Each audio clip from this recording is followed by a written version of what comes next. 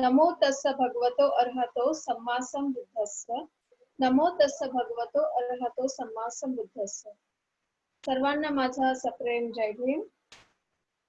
मी प्रज्ञा ढावरे कल्याणहून आज तुम्हाला पाली साहित्यातील अभिधम्म या विषयावर माहिती देणार आहे।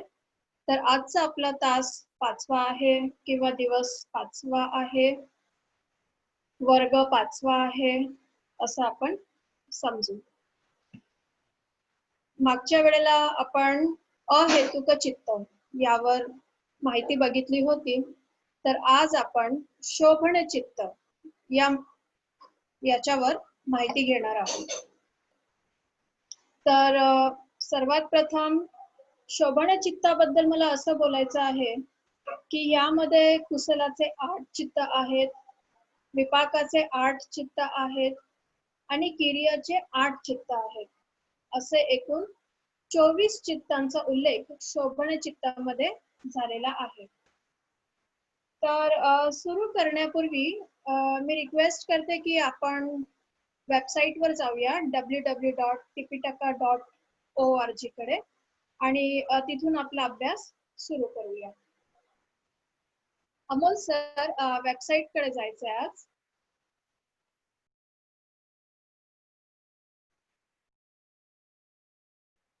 या तर इथे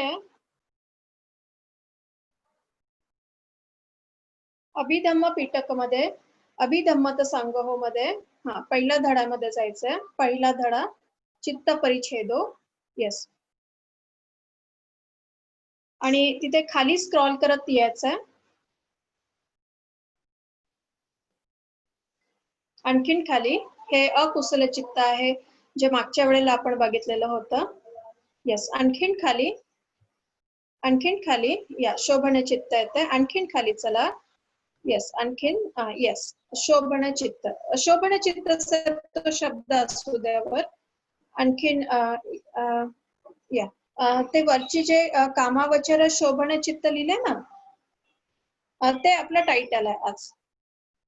14 नंबर वर जाऊ द्या, वर जा। या फाईन फाईन फाईन फाईन। थोडीशी मिनिमाइज करा स्क्रीन, ते सगळं आपल्याला दिसायला पाहिजे।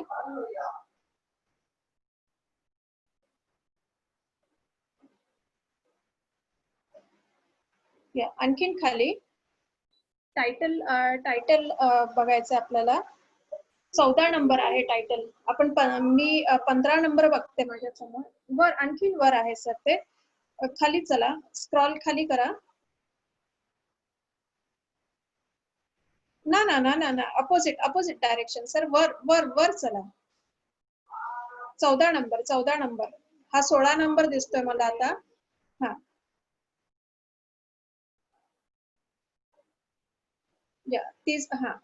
यस। आणखीन फक्त आणखीन थोडस खाली घ्या तर शोभन चित्त शब्द दिसेल वर। 14 नंबरच्या वर एक शब्द आहे।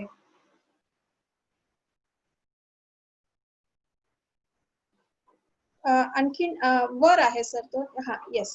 Yes perfect. तर आय डोंट नो किती जणांना ते व्यवस्थित दिसतंय। ऍक्च्युली मी स्क्रीनवर बघते, मोबाईलवर बघते, त्यामुळे मला काही पार्ट दिसत नाहीये, पण it's okay, I don't mind. जर तुम्ही लॅपटॉप किंवा कम्प्युटरवर बघत असाल तर तुम्हाला हे पूर्ण दिसेल, आणि जर मोबाईलवर बघत असाल तर थोडंफार शेवटचे शब्द फक्त थोडेसे कट झालेले आहेत। काही हरकत नाहीये, बट वी कॅन रीड। तर जस्ट ठीक आहे, ऑलराईट। तर आज आपण शोभन चित्त या विषयावर शिकत आहोत। तर बघा, आपल्याला आज शोभन चित्ताची व्याख्या समजून घ्यायची आहे। जसं मी अगोदर उल्लेख केला की ह्याच्यामध्ये कुशल चित्त 8 आहेत, विपाकाचे चित्त 8 आहेत, किरियाचे चित्त 8 आहेत, एकूण असे 24 चित्त आहेत। तर शोभन चित्ताची व्याख्या आपण बघूया, त्याच्यानंतर हळूहळू 15 नंबर पासून आपण रीड करायला सुरुवात करूया।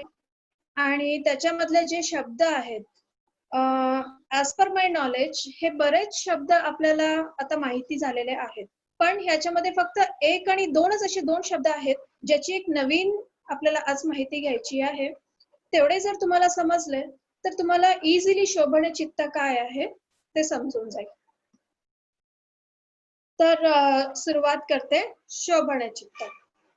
आता बघा, शोभन चित्त म्हणजे काय, ह्याची व्याख्या काय आहे, ह्याचं डेफिनेशन काय आहे ते बघून घेऊया. शोभन चित्त ह्याची डेफिनेशन किंवा व्याख्या अशी आहे, शोभनतीति शोभननी, म्हणजे असे चित्त जे चांगल्या गुणांचे आहेत, ह्यामध्ये क्लेश नसतात. ह्या चित्तामध्ये हे क्लेश रहित चित्त असतात आणि ह्या चित्तांमध्ये दान, मैत्री किंवा मेत्ता, वपय्या, प्रज्ञा, नॉलेज, विजडम ह्या सगळ्या गोष्टी बघायला मिळतात. ह्या चित्तामध्ये अकुशल नसून ते कुशल चित्ताची अवस्था दाखवतात. म्हणजेच जर एक सिंपल शब्दांमध्ये मी सांगण्याचा प्रयत्न केला तर शोभन चित्त हे कुशल चित्ताशी संबंधित आहे. शोभन म्हणजे आपण असं एक सिंपल मराठी बोलतो ना, किती शोभतो, किती सुशोभित आहे, असं म्हणजे शोभन. शोभन म्हणजे सुंदर, चांगले, ब्युटिफुल असे चित्त. मग ते कुशल चित्ताशीच संबंधित आहे. यामध्ये कुठेही तुम्हाला अकुशल चित्त बघायला मिळणार नाही. तर आता ही झाली एक शोभन चित्ताची व्याख्या. आता ह्या शोभन चित्तामध्ये काय सांगितलेलं आहे आणि कसं आपल्याला हे समजून घ्यायचं आहे कुशल चित्त. कारण पूर्वी आपण अकुशल चित्त सुरुवातीला समजून घेतलं होतं, ज्याच्यामध्ये 12 चित्तांचा उल्लेख केला होता. आता ह्याच शोभन चित्तामध्ये कुशल चित्ताबद्दल एकूण 24 चित्तांचा अभ्यास दिलेला आहे. तर हे जे सगळे चित्त आहेत हे कुशलाच्या मुळांशी संबंधित आहे. यांना सहहेतुक किंवा हेतू चित्त बोललं जातं. मागच्या धड्यामध्ये ज्या वेळेला मी तुम्हाला अहेतुक चित्त याची माहिती देत होते त्यावेळेला मी तुम्हाला सांगितलेलं की अहेतू चित्त हे मूळ नसलेले चित्त असतात आणि हेतू किंवा सहहेतू हे मूळ असलेली चित्त असतात. आता ते मूळ कुठली, तर ते अकुशल आणि कुशलाच्या मुळांच्या चित्तांशी संबंधित आहे. तसंच मी तुम्हाला सांगितलेलं की अकुशल चित्त कसं निर्माण होतं, त्याचे 3 मूळ आहेत अकुशल चित्ताचे. ते म्हणजे राग किंवा लोभ, दोष किंवा पटिग्घ आणि मोह. म्हणजे राग, दोष, मोह ह्या गोष्टी जर असल्या तर ते अकुशल चित्ताला जन्म देतात. आणि तसंच अराग किंवा अलोभ किंवा अदोष, अमोह याच्या विरुद्ध असतील, म्हणजे अकुशलाच्या मुळांच्या चित्तांच्या विरुद्ध असतील तर कुशल जन्माचा जन्म होतो, कुशल चित्ताचा जन्म होतो. तर कुशल चित्ताचे 3 मूळ म्हणजे अराग किंवा अलोभ हे एकच शब्द आहेत. नंतर अदोष, अमोह, अलोभ, अदोष, अमोह असे हे सगळे कुशलाचे 3 मुळाचे चित्त आहेत. तर हे आहे शोभन चित्त. तर मग आता आपल्याला जसं मी तुम्हाला सांगितलेलं आहे हे हेतू चित्त आहेत, म्हणजे हे मुळांशी संबंधित आहे. हे कुशलाच्या मुळांशी संबंधित चित्त आहेत. कारण आपण कुशलाचा अभ्यास करतोय आता, त्यामुळे त्याच्या मुळांचाही आपल्याला अभ्यास करावाच लागेल. जसं की आपण गेल्या वेळेला अकुशल चित्ताचा अभ्यास केलेला तर त्याचे 3 मूळ आपल्याला दिसले होते. लोभाचे 8, दोषाचे 2 आणि मोहाचे 2 चित्त, असे 8, 2, 2, 12 चित्त होते. ते पहिल्याच धड्यामध्ये होते ते. मग तसेच आपल्याला आज कुशलाचे चित्त बघावे लागणार आहेत. त्याच्यासाठी आपल्याला हे मूळ पण माहित असायला पाहिजे. अलोभ, अदोष, अमोह हे त्याचे 3 मूळ आहेत. तर आता 14 नंबर मध्ये आपल्याला बघायचंय की त्यांनी कसं दिलेलं आहे बघा. इथे जर तुम्ही पाली वाचता तर बी केअरफुल की तुम्हाला शब्द तोडून वाचायचे आहेत, एकत्र जोडून वाचायचे नाही आहेत, ती संधी तोडून बोलायचं आहे. आता 14 नंबर मध्ये बघा, पापा शब्द नाही बोलायचा आहे. आम्ही मराठी शब्द पहिला बोलते. बघा, जर तुम्ही मराठी सारखं वाचत असाल तर तुम्ही कसे वाचणार? पापा हेतुक मुत्तानी सोबनानी सोबनानी ती उच्चरे, असं तुम्ही वाचणार. पण असं पापा असं नाही वाचायचं आपल्याला. कसं वाचायचंय ह्याची संधी तोडायची आहे. आता आपल्याला पाप हेतुक मुत्तानी असं बोलायचंय. पाप आणि तो जो दांडा किंवा काना मात्र काय बोलतात आचा अचा, तो अ आहे मध्ये, पाप अहेतुक मुत्तानी. आता पाप अधिक अहेतुक असा त्याचा अर्थ आहे. आणि मुत्तानी म्हणजे कमी करणे किंवा डिलीट करणे असं. पापाचे आणि हेतुक चित्ताला ज्या वेळेला आपण कमी करतो मुत्तानी किंवा डिलीट करून टाकतो, तर शोभ नाणीती उच्चरे असं चित्तांचा जन्म होतो, म्हणजे सुंदर चित्तांचा जन्म होतो. म्हणजेच पाप म्हणजे अकुशल चित्त आणि हेतुक चित्त म्हणजे जे मागचे आपण एकूण 18 चित्त बघितले होते. हे चित्त, दोन्ही चित्त म्हणजे पहिल्या धड्याचे आणि दुसऱ्या धड्याचे चित्त जर आपण वजा केले तर सोबण चित्ताचा जन्म होतो. त्याच्यानंतर लिहिलेलं आहे, एकूणसाठी चित्तानी अथेक कणवती तिपी वा. ऍक्च्युली मला एक साऊंडचा त्रास होतोय म्हणून मला प्रोनाउन्सिएशन व्यवस्थित जमत नाहीये. Just 1 minute. ऍक्च्युली माझं पुसी कॅट जरा थांबलेलं आहे म्हणून माझं लक्ष बाहेर चाललेलं आहे सारखं सारखं. एकूणसाठी चित्तानी अथेक कणुवृत्ती वा. आता बघा, एकूणसाठी चित्तानी म्हणजे 59. आता हे 59 चित्त कसे काय झालेले आहेत, तर ह्याच्यामध्ये आपण पाप चित्त म्हणजे अकुशलाचे चित्त जे 12 चित्त होते आणि अहेतुक चित्त म्हणजे एकूण 18 चित्त जे मागच्या धड्यात आपण अभ्यासलेले होते, ते त्याची बेरीज केली 12 अधिक 18 ते होतात एकूण 30 चित्त. आणि आपल्याला माहिती आहे की कामावचरामध्ये एकूण चित्त किती आहेत? एकूण 90 किंवा 121.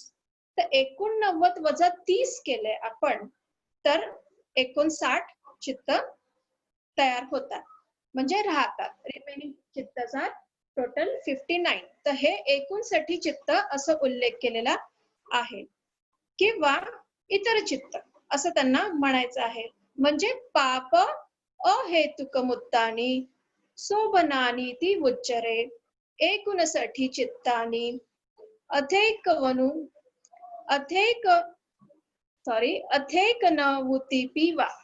अथेक म्हणजे किंवा, म्हणजे 59 चित्त किंवा इतर चित्त असं त्यांना म्हणायचं आहे. तर आता आपण पुढे वळूया की पहिले 2 धड्याचे म्हणजे अकुशल चित्त आणि अहेतुक चित्त हे जर वजा केले तर 59 हे कामावचराचे चित्त उरलेले आहेत असं त्यांना म्हणायचंय, जे सोबण चित्त आहेत. पण ऍक्च्युली आता आपल्याला 24 चित्तांचाच अभ्यास करायचा. ते पुढे कसे आहेत ते आपण बघूया. just 1 minute.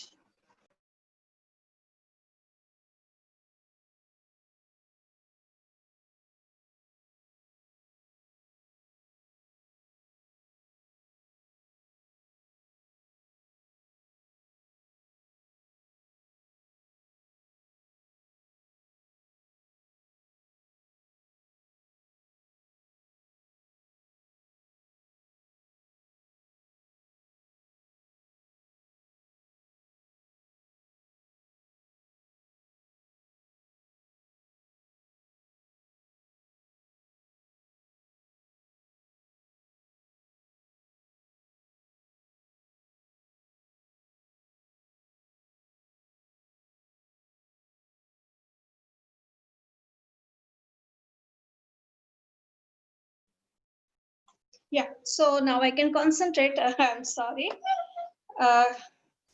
See, पाप अहेतुकमुत्तानि स्वबनानीति उच्चरे एकुणसाठी चित्तानी अथे कणवुती पिवा. म्हणजे पाप आणि अहेतुक म्हणजे अकुशल आणि अहेतुकचे चित्त जर आपण वजा केले तर बाकीच्या चित्तांना शोभन चित्त असं बोललं जातं. आणि ह्या चित्तांची एकूण संख्या आहे 59. 59 चित्तानी. हे जर 14 नंबर मध्ये ह्याची व्याख्या बघितली तर तुम्हाला दिसेल 59 म्हणजे 59. 18 12 अधिक 18 होतात 30. आणि टोटल चित्त आपल्याला माहिती आहे 89 म्हणजे 89. 89 वजा 30 जे चित्त राहतात ते होतात 59 म्हणजे 59. तर 59 चित्तानी हे आहे शोभन चित्त. अथेक अथे अथे म्हणजे किंवा अथेक वनुभूती पिवा म्हणजे किंवा इतरांना असं बोलायचं असं त्यांनी एक व्याख्या सांगितलेली आहे. तर आता आपण पुढे सरकूया 15 नंबर मध्ये. बघा, कामावचर शोभन चित्ता. आता आपण जसं कामावचराचा अभ्यास करतोय, कामावचरामध्ये आहोत, पुढे आपल्याला रूपावचर अरूपावचर आणि लोकोत्तराकडे वळायचं आहे. तर कामावचराचे हे शेवटचे चित्त आहेत. तर आता आपण जाणून घेऊया. सुरुवातीला मी तुम्हाला सांगितलेलं की कुशलाचे 8, विपाकाचे 8, किर्याचे 8, एकूण 24 चित्तांचा अभ्यास आज आपल्याला करायचा आहे. तर 15 नंबर मध्ये बघा त्यांनी कसं दिलेलं आहे. सोमनस सहगतं ज्ञान संपयुक्तं असंखारिकं मेकं ससंखारिकं मेकं. परत सोमनस सहगतं ज्ञान विपयुक्तं असंखारिकमेकं ससंखारिकमेकं. परत उपेक्ष सहगतं. आता उपेक्षा शब्द आलेला आहे. उपेक्ष सहगतं ज्ञान संपयुक्तं असंखारिकमेकं ससंखारिकमेकं.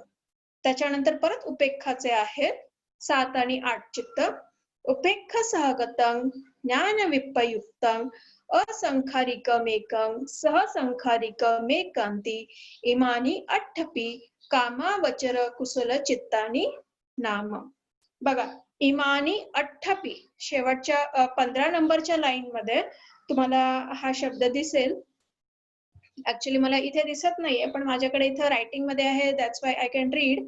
इमानी अठ्ठपी कामावचर कुशल चित्तानी. इमानी म्हणजे टोटल 8 कामावचर कुशल चित्त आहेत.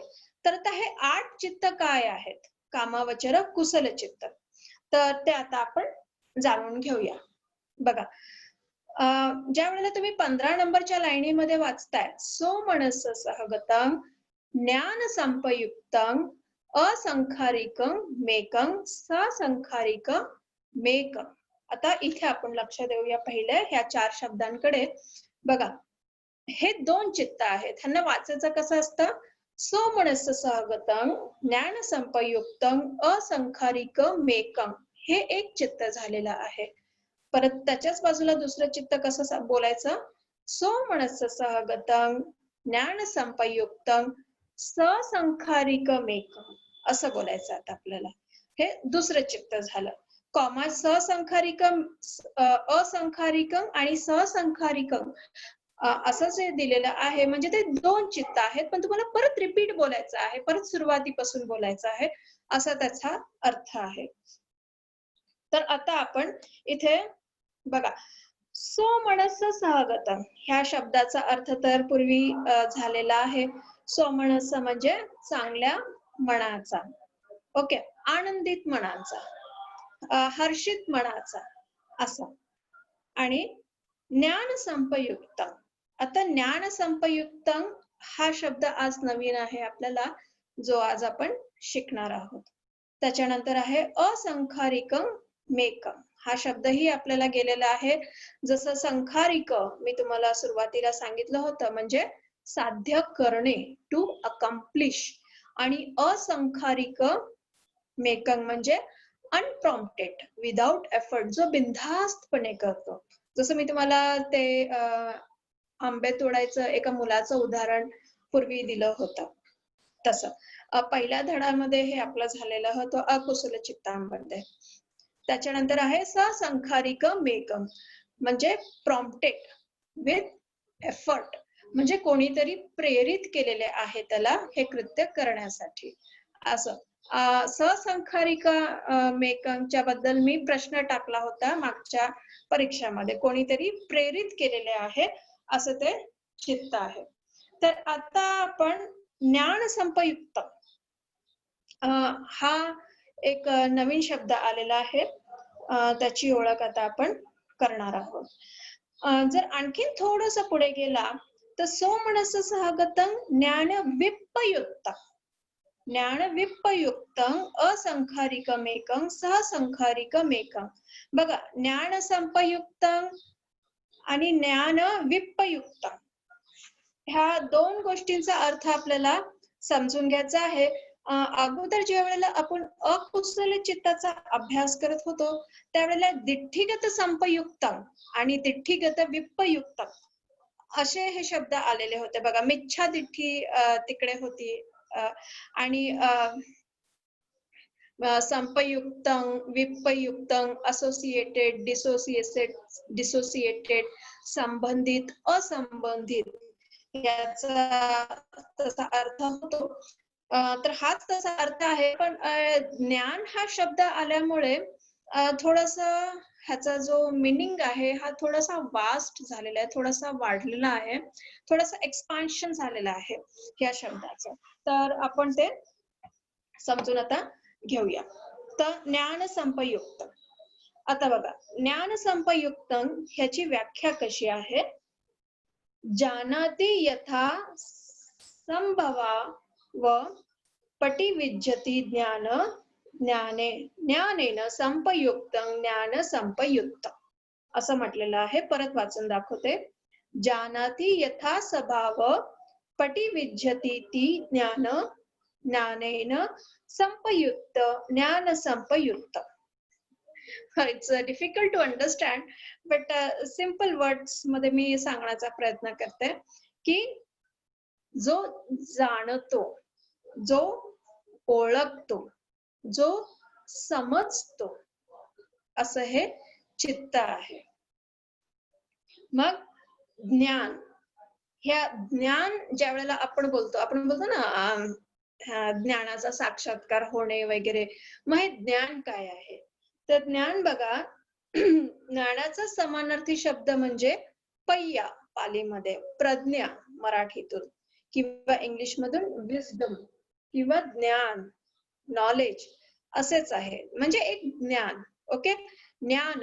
आता वियाण, आपण चित्त हे जे पूर्वी बघितलेलं होतं अहेतुक चित्तामध्ये, चक्षु वियाण, सोत वियाण.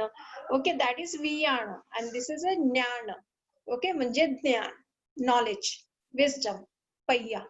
तर आता हे आपण समजून कसं घ्यायचं आहे बघा. जसं मी तुम्हाला सांगितलं की हे प्रज्ञाशी संबंधित आहे, हे विजडमशी संबंधित आहे, हे नॉलेजशी संबंधित आहे. जो ज्ञानाशी संपयुक्त आहे, परिपूर्ण आहे, अशा चित्ताला ज्ञान संपयुक्त असं म्हणतात. म्हणजे पूर्ण ज्ञानाशी तो भरलेला आहे असं चित्त. जास्त कॉम्प्लिकेटेड असं काही समजू नका, व्हेरी सिम्पल. मी आता तुम्हाला थोडस पुढे नेणार, मग तुम्हाला फार इझी होणार. ज्या वेळेला आपण एक थोडं एक्झाम्पल्स बघूया. एक्झाम्पल्स ज्या वेळेला तुम्हाला समजतील तर कॉन्सेप्ट इझिली समजून जाईल तुम्हाला की ज्ञान संपयुक्त कसं ह्याला सांगितलेलं आहे. बघा, हे कुशल चित्त आहेत. कुशल चित्त म्हणजे अलोभ, अदोष, अमोह ह्या गोष्टी इथे आहेत. इथे अकुशल चित्त नाही आहे, जिथे राग, दोष, मोह नाही. ओके, इथे कुठलीही आसक्ती नाही आहे, इथे कुणाचा तिटकारा वगैरे नाही आहे, हेट्रेट वगैरे नाही आहे, कुठला मोह नाही आहे. ह्याच्या विरुद्ध ह्या गोष्टी सगळ्या चाललेल्या आहेत आणि हे हेतू आहे, म्हणजे त्या मुळांना धरून चाललेल्या आहेत. आता आपण ह्याचं एक उदाहरण बघूया ज्ञान संपयुक्तचं. सोमनस सहगतं ज्ञान संपयुक्तं असंखारिकमेकं सहसंखारिकमेकं याचं उदाहरण समजून घेऊया की ज्ञान संपयुक्त कसं इथे आपल्याला समजायचं आहे. सोमनस तर आपल्याला माहिती आहे आनंदित आहे. असंखारिकम एकंग म्हणजे माहिती आहे की बिनधास्तपणे करतो. ससंखारिक म्हणजे कोणी त्याला प्रेरित केले आहे. मग ज्ञान संपयुक्त कसं समजून घ्यायचं? जे ज्ञानाशी संबंधित आहे, जो ज्ञानाशी संप्रयुक्त आहे, परिपूर्ण आहे, असं ज्ञान संपयुक्त. तर ह्याचं उदाहरण समजा बघा. एखाद्या गरीबास मदत करणे, परत निराधास आधार देणे, पीडा व नाशापासून प्राणी जीवाचे रक्षण करणे, माता-पिता व ज्येष्ठ नातेवाईकांचे सेवा करणे, तथागतांचे सेवा करणे, धम्मश्रवण ऐकणे, धम्मश्रवण म्हणजे धम्म प्रवचन ऐकणे, या सगळ्या गोष्टींना आपण कुशल कर्म बोलतो. म्हणजे आपण एक कुशल कर्म करतोय, आपण एक चांगलं कर्म करतोय. गरीबाला मदत करणे, एखाद्या निराधाराला आधार देणे, परत एखाद्या प्राणीजीवाचं रक्षण करणे, त्याला सांभाळणे, त्याला पीडापासून मुक्त करणे, माता-पितांची सेवा करणे, ज्येष्ठ नातेवाईकांची सेवा करणे, तथागतांची सेवा करणे, धम्म प्रवचन ऐकणे, ह्या सगळ्या गोष्टी आहेत कुशल कर्माच्या गोष्टी. बरोबर. पूर्वी मी तुम्हाला एक साधं सिंपल तो विपाकचा पार्ट होता. ह्या सगळ्या गोष्टी आहेत कुशल कर्म. आता थोडक्यात जर असं समजायला गेलो तर बघा ह्यामध्ये आपला कुठला लोभ आणि दोष हे कर्म आपले ह्याच्यामध्ये नाही आहे. ओके. म्हणजे फॉर एक्झाम्पल बघा आपण एखाद्याला गरीबाला मदत करतो, आपला कुठला लोभ नसतो त्याच्यामध्ये. बरोबर. आपण तथागतांची किंवा भिक्षू संघाची सेवा करतो, दान धर्म करतो, गरीबास मदत करतो, निराधास आधार देतो. तर ह्याच्यामध्ये आपलं चित्त कुठे आसक्तीमध्ये नसतं, कुठल्या लोभात नसतं किंवा दोषामध्ये नसतं. जर आपण आसक्तीमध्ये असू किंवा एखाद्या दोषामध्ये असू, आपण एखाद्याला हेट्रेट करू, एखाद्याचा तिटकारा करू, एखाद्याला म्हणजे मनामध्ये ती जेलियसी भावना ठेवू, तर आपण हे कुशल कर्म कधीच करणार नाही. गरीबाला दान करणे, रस्त्यामध्ये एखादा गरीब बसलेला आहे आणि जर तुमच्या मनामध्ये तुमचं चित्त वाईट अवस्थेकडे गेलेलं आहे, तुमच्या मनात वाईट विचार त्याच्याबद्दल येतात, मग तुम्ही त्याला कधीच मदत नाही करणार. परत तुमच्या मनामध्ये किंवा आपल्या मनामध्ये आई वडिलांबद्दल किंवा ज्येष्ठ नातेवाईकांबद्दल कुठलीही चांगली भावना नसेल, त्यांची सेवा करण्याची किंवा त्यांना मदत करण्याची, म्हणजे तुमचं मन हे पूर्णपणे दोषामध्ये आहे, तर तुम्ही त्यांची कधीच सेवा करू शकणार नाही. इव्हन एखाद्या वाटेत चालताना एखादा पीडित प्राणी पडलेला आहे, त्याला इजा झालेली आहे आणि आपण त्याला वेदनामुक्त करतोय किंवा त्याची सेवा करतो आहे. तर जर हे असे चित्त तुमच्यामध्ये नसेल म्हणजे तुमचं चित्त दोषमध्ये असेल, तुम्ही त्याचा तिटकारा करत असाल, अरे काय हा कुत्रा पडलेला आहे आणि काय ह्याची अवस्था आणि काय हे जर असं म्हणजे अकुशल चित्त जर तुमच्यामध्ये असेल तर तुम्ही त्याची सेवा कधीच करणार नाही. म्हणजे सांगण्याचं तात्पर्य आपण जे काही चांगलं करतो ते हे कुशल कर्म आहे. आपण ते जे करत आहोत, जे कुशल चित्ताने आपण करत असतो. पण आता होतंय काय की ह्यामध्ये आपण जे काही करतो ना, ते सगळं काही ज्ञानाच्या आधारे करतोय. बरोबर. का ज्ञानाच्या आधाराने करतो? तर एक सिंपल एक्झाम्पल आणखीन एक मी तुम्हाला सांगते की जसं की आपण सगळे बुद्ध उपासक उपासिका आहोत. बरोबर. आपण जेव्हा विहारात जातो, भगवान बुद्धाची पूजा करतो, भिक्षूंना दान देतो, धम्म प्रवचन ऐकतो, अष्टशील पालन करतो, त्यावेळी आपण हे जे काही करतो ना, ते सगळं हेतुपूर्वक कुशल कर्म आपण करत असतो. हेतुपूर्वक. बघा आपलं चित्त हेतूमध्ये गेलेलं आहे, म्हणजे त्या मुळांना धरून गेलेलं आहे. आता आपलं चित्त म्हणजे अलोभ आणि अदोषामध्ये हे चित्त गेलेलं आहे. तर का हे हेतुपूर्वक चित्त झालेलं आहे? तर ह्याचं मेन कारण असं आहे की बघा आपण ज्यावेळेला ह्या सगळ्या गोष्टी करत असतो, तर मग आपल्याला माहितीये की हे सगळ्या गोष्टी करत असताना आपल्याला कुठेतरी ह्या गोष्टींचा फायदा होणार असतो, की आपण कुशल कर्म जे काही करत असतो त्याचा कुठेतरी पुढील जन्मी किंवा ह्या जन्मी आपल्याला ह्याचा फायदा होणार असतो, म्हणून ह्या गोष्टी आपण करत असतो. तर हे गोष्टी करत असताना काय असते, की आपल्याकडे ज्ञान असल्यामुळे आपण ह्या गोष्टी करत असतो. आपल्याकडे जर ज्ञान नसेल तर आपण ह्या गोष्टी कधीच करणार नाही. बरोबर? तर म्हणून ह्या गोष्टींना कुशल कर्म असं बोललं जातं.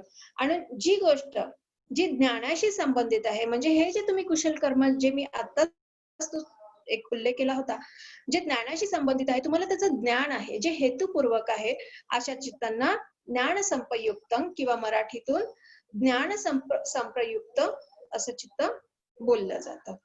म्हणजे जे ज्ञानाशी संबंधित आहे असे जे चित्त आहेत. आता हे झालं ज्ञान संपयुक्त. तर आता इथं संखारिक आणि असंखारिक ह्या शब्दांचा उल्लेख आलेला आहे. असंखारिक म्हणजे तो एकटाच विहारात जातोय आणि दान धर्म करतोय आणि पूजा वगैरे करतोय. परत धम्मप्रवचन ऐकतोय, अष्टशीलचं तो पालन वगैरे करतोय. तर हे ज्यावेळेला तो एकटा करतो, मग असंखारिक एक या शब्दाचा तिथे उल्लेख येतोय. म्हणजे सो मनस सहगतम, तो हे सगळं आनंदाने करतोय असं. आणि ज्या वेळेला तो सहसंखारिकम एकम करतो, म्हणजे एक छोटस उदाहरण म्हणजे समजा आपल्या सोबत एखादं लहान मूल वगैरे असेल, तो हे सगळं काही बघतोय आणि त्यालाही सगळं कळतंय की हा की हे जे काही चाललेलं आहे हे चांगलंच आहे आणि तोही ज्ञानाने संप्रयुक्त झालेला आहे, परिपूर्ण झालेला आहे. जसं जसा वेळ जातो आणि तसं तसं तो फॉलो करत जातो, मग त्याला ससंखारिक मेकम असं बोललं जातं. किंवा आपल्यासोबत जो कोणी असेल, जो आपल्याला धर्माचा मार्ग सांगत असेल किंवा काही माहिती देत असेल, तर मग तो सहसंखारिक मेकम ह्या चित्तामध्ये निघून जातो. मग असं आहे ज्ञान संपयुक्तम. त्याच्यानंतर आहे ज्ञान विपयुक्तम. आता पुढे बघा, सोमनस स्वागतम ज्ञान विपयुक्तम असंखारिकमेकं सहसंखारिकमेकं. आता ह्याच्यामध्ये पण असंच आहे की आपल्याला ज्ञान विपयुक्तम, आता असं आपल्याला समजून घ्यायचं आहे की ज्ञान विपयुक्तम काय आहे. बघा, आता ह्या गोष्टीमध्ये काय होतंय की डिसोसिएटेड माइंड इंग्लिशमध्ये ह्याला बोललं जातं. आता समजा आपण रस्त्यावर चाललेले आहोत आणि एखादा भिकारी आपल्याला दिसतो भीक मागताना, तर अचानक काय होतंय की आपले हात खिशामध्ये जातात त्याला पैसे देण्यासाठी. बरोबर? किंवा एखादा व्यक्ती पाण्यामध्ये पडलेला आहे आणि त्याचा जीव वाचवण्यासाठी काही लोक किंवा एखादी व्यक्ती पाण्यात उडी मारते. बरोबर? तर मग ह्या गोष्टी कशा होतात? अचानकपणे होतात. उत्स्फूर्तपणे होतात. पण हे कुशल कर्मच होतात, की आपल्याला माहित आहे की गरिबांना मदत करणं ही चांगली गोष्ट आहे. एखाद्याचा जीव वाचवणं पण ही चांगली गोष्ट आहे. पण ह्या ज्या गोष्टी अचानकपणे होतात, उत्स्फूर्तपणे होतात, म्हणजे उत्स्फूर्त कुशल कर्म केले जातात, तर अशांना आपण ज्ञान विपयुक्त असं बोलतो. आता बघा, ह्यामध्ये काय असतं की ज्या वेळेला हे चित्त अचानकपणे एखादी क्रिया करतं कुशल कर्माची, तर त्याला ही अपेक्षा नसते की मला ह्याचा फायदा होणार की नाही होणार, की पूर्वी जन्मी ह्याचं काहीतरी कल्याण होईल किंवा नाही होईल. हे कुठलेही विचार त्याच्या मनात नसतात. म्हणून ह्याला ज्ञान विपयुक्त असं म्हटलेलं आहे. तसंच जर तुम्ही पुढे उपेक्षा सहगतं ज्ञान विपयुक्तं सहसंखारिकं मेकं सहसंखारिकं मेकं चा अभ्यास केला, तर इथे उपेक्षा येते, जी समताशी संबंधित आहे, जिथे सोमनस दोमनस कुठलेही भाव नसतात आणि हे कर्म आपण करत जातो. तसंच परत पुढे उपेक्षा सहगतं ज्ञान विपयुक्तं ससंखारिकमेकं असंखारिकमेकं सहसंखारिकमेकंती. असं जर उपेक्षामध्ये आपण परत केलेलं आहे, परत ज्ञान विपयुक्त झालेलं आहोत, म्हणजे उत्स्फूर्तपणे ह्या गोष्टी, पण इथे कुठलेही भाव नाही आहे आपले.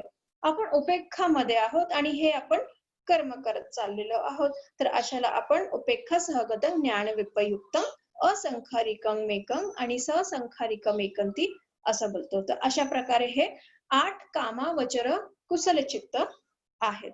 ऍक्च्युली आजचा धडा जो आहे हा छोटासाच आहे, व्हेरी इझी, कारण बऱ्याच पैकी ह्याच्यातले जे टर्म्स आहेत ते आपल्या पूर्वी झालेले आहेत. त्यामुळे व्हेरी इझी, फक्त एखाद दोनच टर्म समजून घ्यायचे आहेत. आणि हे गणित काय आहे, कसं ह्यांनी मांडणी केलेली आहे त्रिपिटकामध्ये, फक्त तेवढंच आपल्याला आज समजून घ्यायचं. आज जास्त काही कॉम्प्लिकेटेड नाही आणि मला नाही वाटत की आजचा तास जरा जास्त वेळ होईल.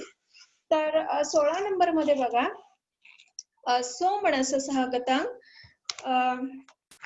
ज्ञानसंपयुक्तं असंखारिकमेकं ससंखारिकमेकंति.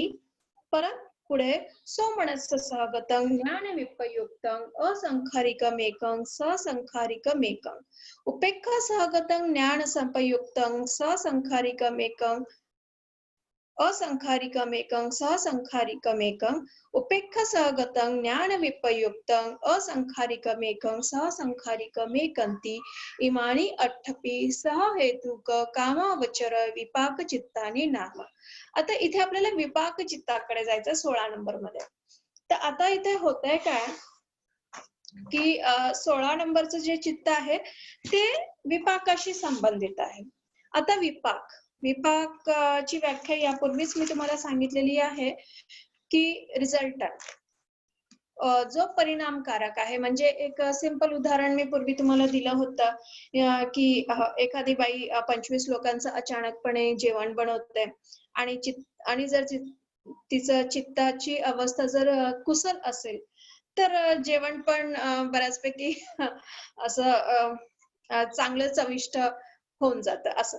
आणि जर समजा तिचं चित्त अकुशलमध्ये असेल, म्हणजे ती दोष देत असेल एवढ्या लोकांना की अचानकपणे एवढी लोक आलेली आहेत, आता काय, कसं आवरायचं, कसं करायचं, तर अशामध्ये काय होतं की तिचं चित्त अकुशलमध्ये गेलेलं असतं आणि मग जेवणाची चव पण तशीच बेचव लागते. असं मी एक सिंपल उदाहरण तुम्हाला विपाकाचं सांगितलेलं की विपाक कसं समजून घ्यायचं की आपलं ते कर्मावर बेस्ड असतं. आपण जे कर्म करतो, म्हणजे कुशल कर्म केले तर विपाक पण कुशलच होणार आणि अकुशल चित्ताने जर कर्म केले तर त्याचा विपाक पण अकुशलच होणार. तर ह्याचा अभ्यास आपण अहेतुक चित्तामध्ये सुद्धा केला होता. तर आता आपण कामावचराचे म्हणजे कुशलामधले विपाक चित्त कसे असतात ते समजून घेऊया. आता हे जे 15 नंबर मध्ये जे काही मी रीडिंग केलेलं आहे तेच सेम विपाकासाठी पण लागू होत आहे. पण ह्याला समजून कसं घ्यायचंय, ज्ञान संपयुक्त, ज्ञान विपयुक्त आणि विपाकाशी कसे ते संबंधित आहेत हे थोडंसं आपल्याला जाणून घ्यायचंय. तर आता बघा ह्याच्यामध्ये ना it is very simple to understand.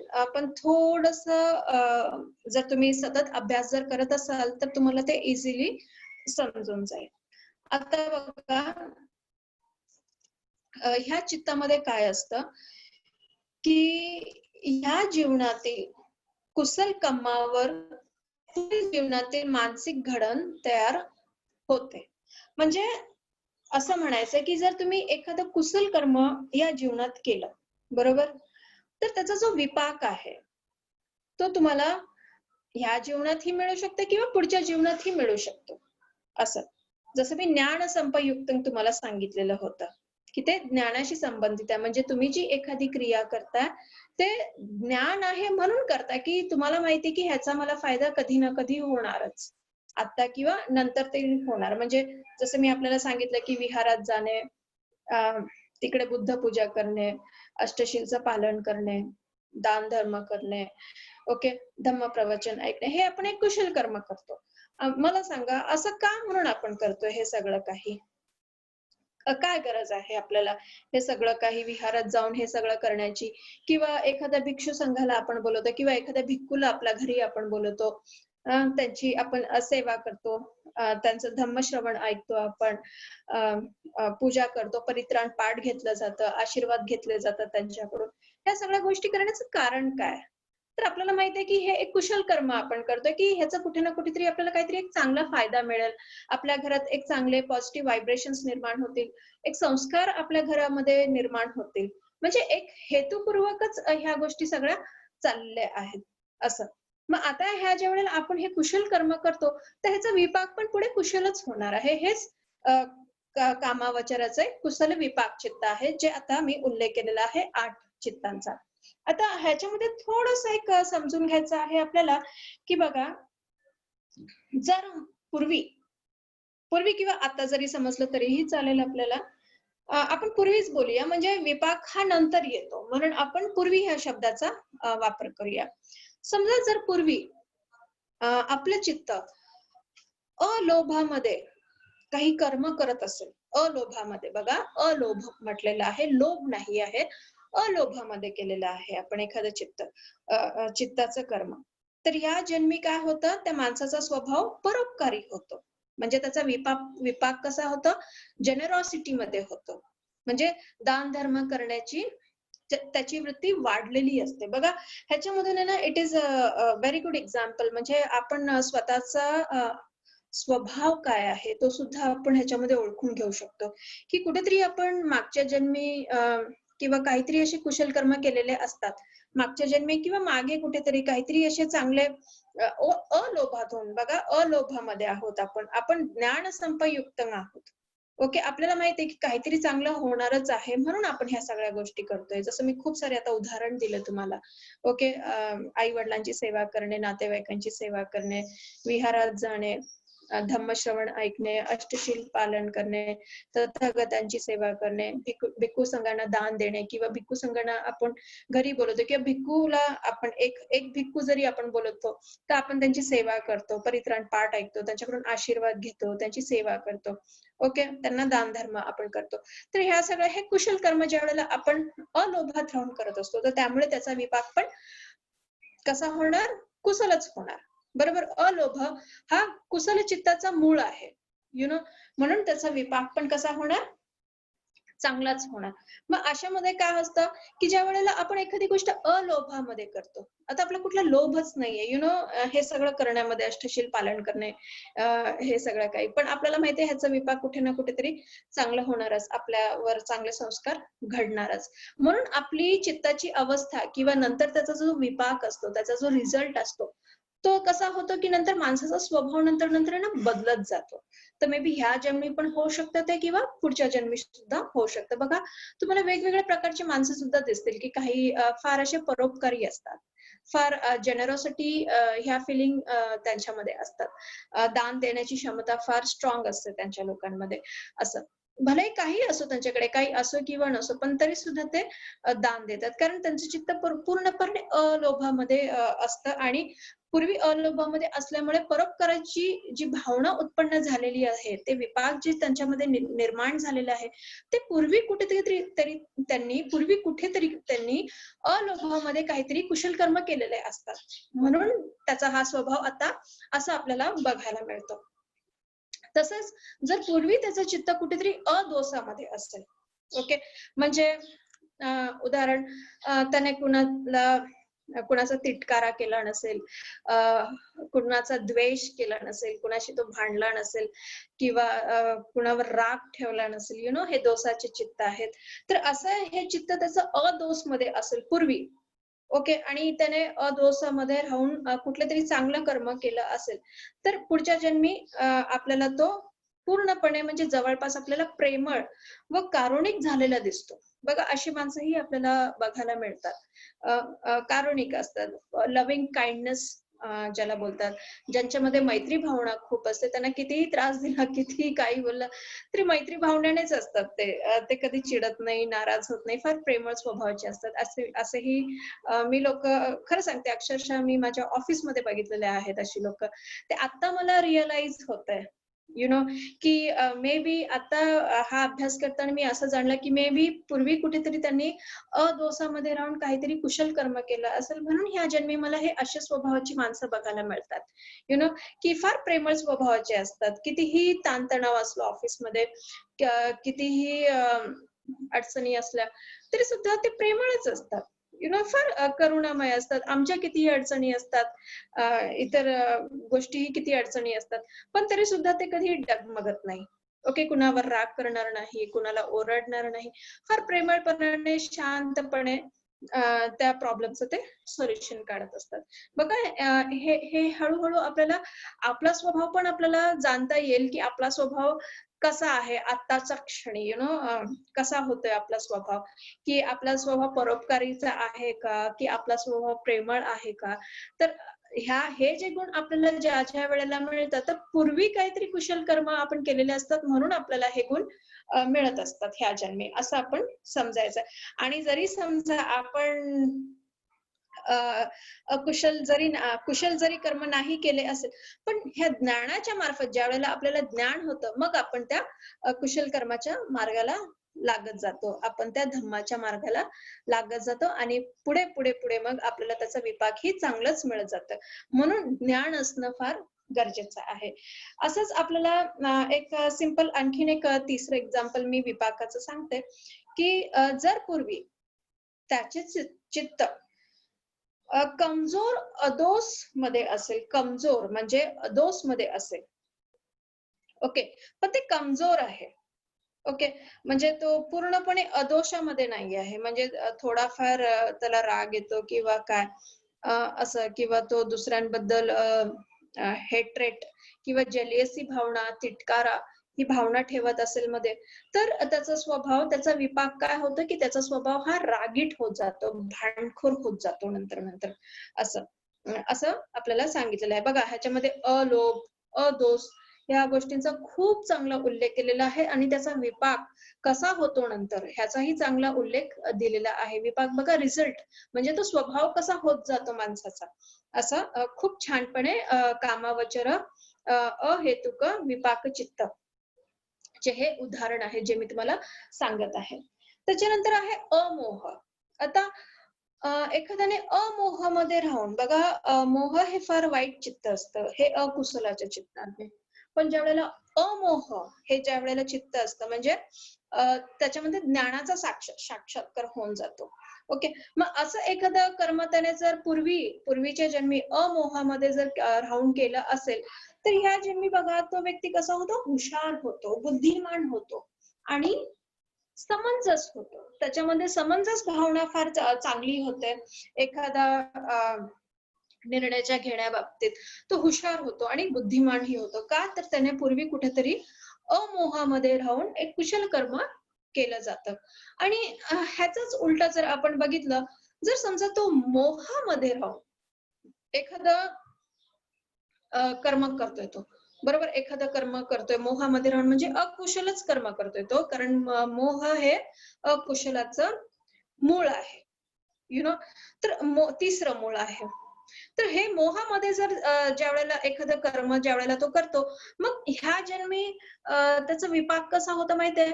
की त्याची जी बुद्धी आहे ती निर्बुद्ध होते. का? तर त्याला ज्ञानाचा साक्षात्कार झालेला नसतो. निर्बुद्धी झालेली असते. तो असमंजस वगैरे झालेला असतो. बघा अशी लोकं असतात, की तुम्ही त्यांना कितीही समजवण्याचा प्रयत्न केला, कितीही सांगितलं तरी त्यांना कधीच कळत नाही असं. पण अशी काही लोकं असतात, की ज्यांना थोडंफार जरी सांगितलं, तर पटकन त्यांच्यामध्ये एक समंजसपणा असतो. आणि लहान मुलांमध्येही मी ह्या गोष्टी बघितलेल्या आहेत. तर कुठेतरी हे त्यांचं पूर्वीचं कुशल कर्म केलेलं चे हे विपाक असतात, जो स्वभाव त्यांना मिळालेला असतो. आता बघा हा अभ्यास करताना ज्यावेळेला मी स्वतःचंच विश्लेषण करत होते. यू नो ऑफिसमध्ये बसल्यावर काय होतं, की माझं एखादं काम नाही झालं, तर माझं चित्त डोसामध्ये जातं. ओके. माझा स्वभाव असा भांडखोर होऊन जातो, रागीट पण होऊन जातो. पण तो एक क्षणापुरता असतो. तो कायम नसतो. कारण मला माहिती आहे, की हे अकुशलाचे चित्त आहेत आणि हे चांगले चित्त नाहीत. त्यामुळे मला असे कर्म नाही करायचे आहेत, असं. पण मला आता ही जाणीव व्हायला लागली आहे, की मे बी कुठेतरी ह्यापूर्वी मी अ, अ, दोसामध्ये राहून काहीतरी कर्म केले असतील म्हणून माझा हा स्वभाव आज मला ह्या विपाकाच्या रूपात कुठेतरी मिळतो, की मला पटकन कधीतरी राग येतो. ओके. भांडते पण असं. मी समंजसपणा दाखवत नाही कधी-कधी. ओके.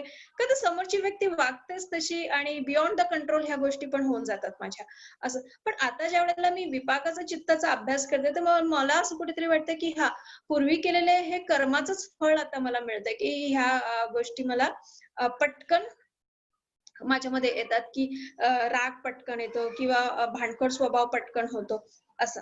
तर असंच तुम्हालाही कुठे कुठे आपल्याला स्वतःची जाणीव ठेवायची आहे ह्या कुशल चित्ताबद्दल, ह्या विपाक चित्ताबद्दल. It is very interesting. बघा, जर तुम्ही हुशार, समंजस आणि बुद्धिमान असाल, तर हे तुमचं विपाक आहे. म्हणजे पूर्वी किंवा ह्या जन्मीच कुठेतरी तुम्हाला ज्ञानाचा साक्षात्कार झालेला आहे, म्हणून हा अचानक सडन चेंज जो आपल्यामध्ये होतो, हा विपाकाचं हे फळ आहे. हे फळ आपल्याला मिळतंय, जे पूर्वी केलेलं आपण कुशल कर्माचं असतं. म्हणजे अमोहमध्ये राहून आपल्याला आता जी बुद्धी मिळते ती हुशार बुद्धी किंवा समंजस बुद्धी मिळते, आणि मोहामध्ये आपण जर एखादं कर्म केलं असेल, तर आपण निर्बुद्ध किंवा असमंजस वगैरे झालेला असतो. म्हणून आपल्याला कधी पण ज्ञानाचा साक्षात्कार होणं फारच गरजेचं आहे, आणि म्हणूनच आपण कुशल कर्म नेहमी करत राहायचंय. का? तर त्याचा विपाक आपल्याला चांगलं मिळतं. जसं परोपकाराची भावना आपल्यामध्ये निर्माण होते, जेनरॉसिटी ज्याला बोलतो, जे अलोभामुळे होतं.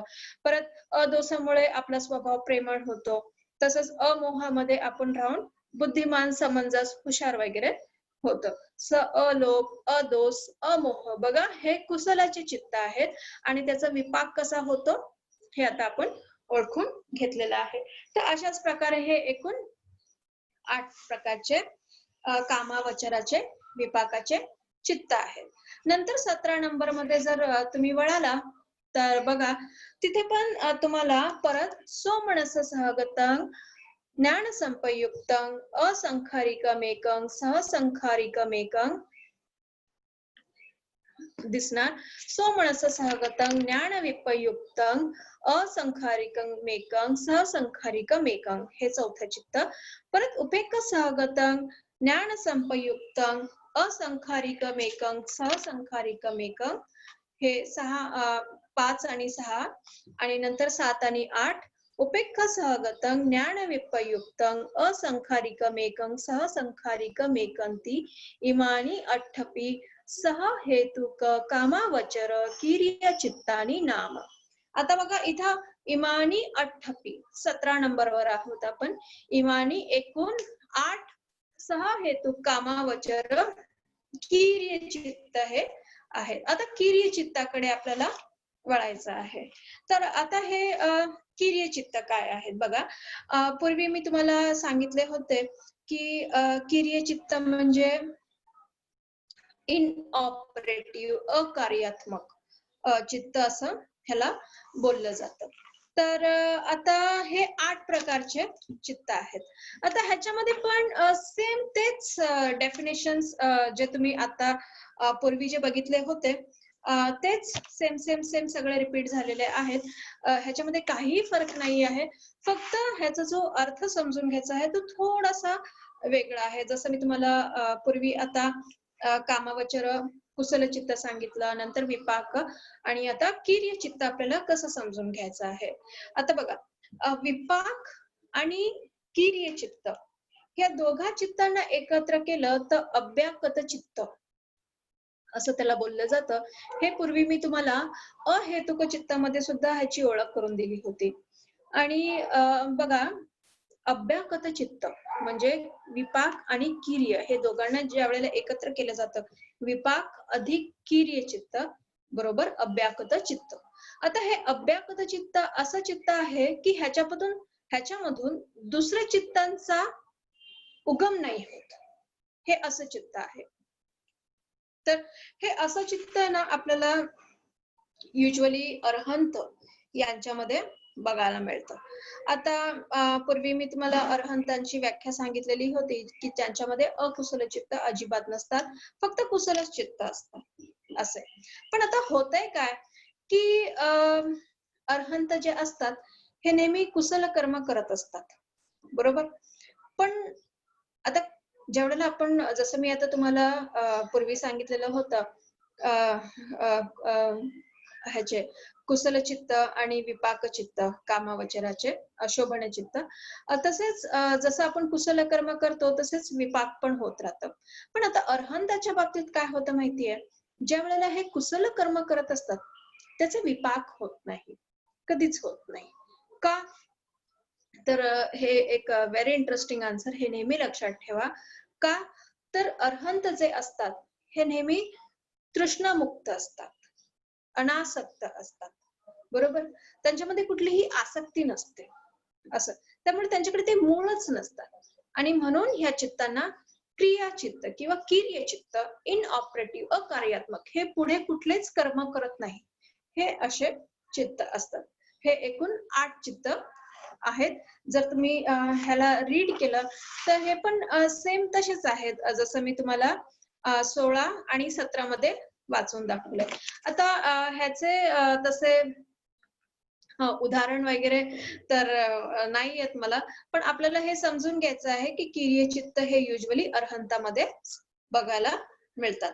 तर 18 मध्ये बघा, इच्छेवं सब्बथापि चतुर्विंशति सह हेतुक कामावचर कुशल विपाक किर्यचित्तानि समत्तानि.